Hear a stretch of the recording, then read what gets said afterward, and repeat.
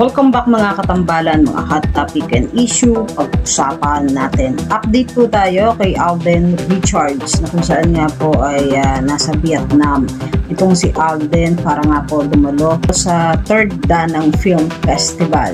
At bago pa man ang naganap na event ay namasyal nga muna itong si Alden at makikita nga ito na nakasakay doon sa isang bangka na ipinost naman ni Alden sa kanyang social media account. Samantalang post nga po itong si Alden ngayon ay ang pagdalo nga po niya doon sa third Danang Film Festival kung saan nga ay napakagwapo itong si Alden Richard nung magpa-feature siya doon sa third Danang Film Festival at makikita nga na mainit ang pagtanggap kay Alden Richard ng mga taga-Vietnam. Makikita naman kay Alden na napakagwapo nito sa suot nito kagabi sa third Danang Film Festival at bukod nga po doon sa third Danang Film Festival nominado itong si Alden Richard bilang Best Actor para naman po sa pelikulang Hello Love Again at ito nga po ay sa 8 Entertainment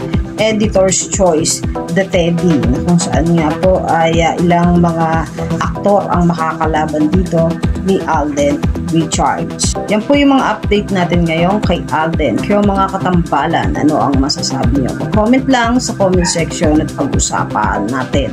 Yan ang mga hot topic and issue dito lamang sa Tambalang Chiki.